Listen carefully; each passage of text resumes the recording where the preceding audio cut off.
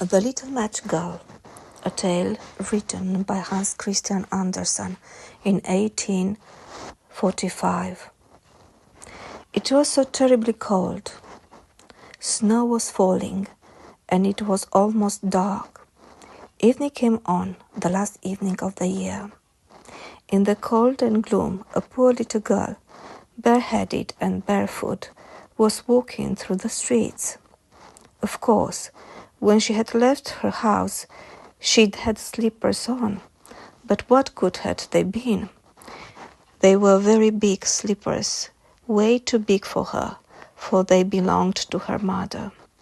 The little girl had lost them running across the road, where two carriages had rattled by terribly fast. One slipper she'd not been able to find again, and the boy had run off with the other, saying he could use it very well as a cradle some day, when he had children of his own.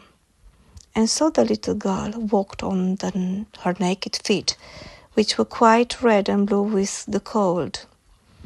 In an old apron, she carried several packages of matches, and she held a box of them in her hand.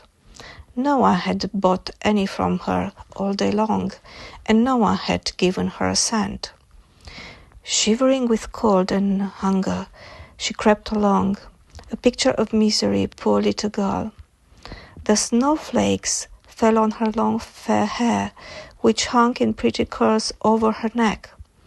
In all the windows, lights were shining, and there was a wonderful smell of roast goose, for it was the New Year's Eve.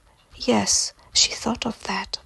In a corner formed by two houses, one of which projected farther out into the street than the other, she sat down and drew up her little feet under her. She was getting colder and colder, but did not dare to go home, for she had sold no matches, nor earned a single cent, and her father would surely beat her.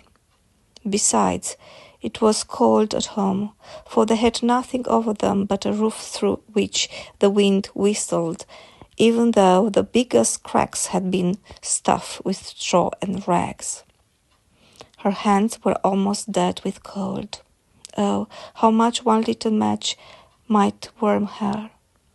If she could only take one from the box and rub it against the wall and warm her hands. She drew one out. Wretch! How it sputtered and burned! It made a warm, bright flame, like a little candle, as she held her hands over it, but it gave a strange light. It really seemed to the little girl as if she were sitting before a great iron stove with shining brass knobs and a brass cover. How wonderfully the fire burned! How comfortable it was! The youngster stretched out her feet to warm them too. Then the little flame went out. The stove vanished, and she had only the remains of the burnt match in her hand. She struck another match against the wall. It burnt brightly, and when the light fell upon the wall, it became transparent like a thin veil, and she could see through it into a room. On the table, a snow-white cloth was spread, and on it stood a shining dinner service. The roast goose steamed gloriously, stuffed with apples and prunes.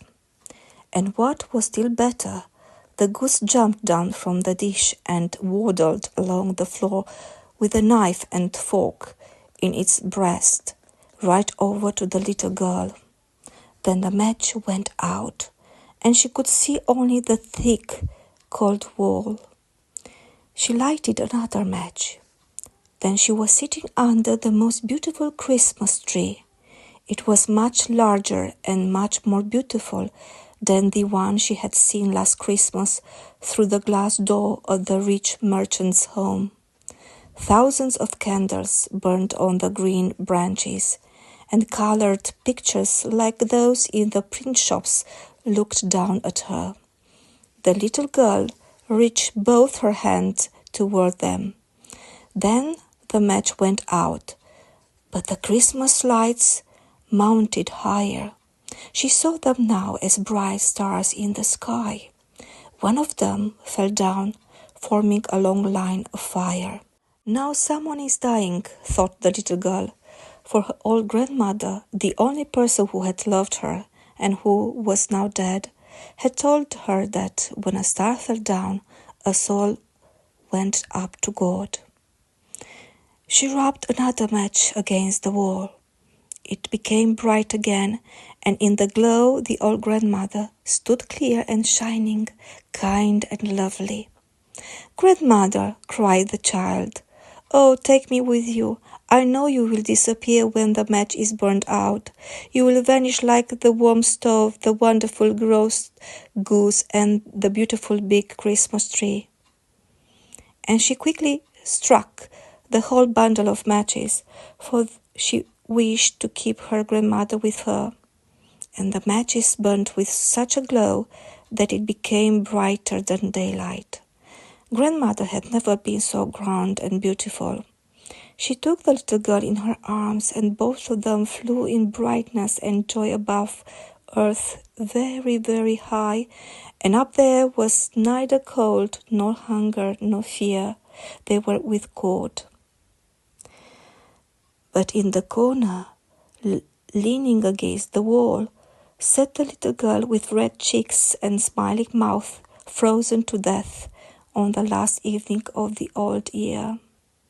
The New Year's sun rose upon a little pathetic figure. The child sat there stiff and cold, holding the matches, of which one bundle was almost burned. She wanted to warm herself, the people said. No one imagined what beautiful things she had seen, and how happily she had gone with her old grandmother into the bright new year.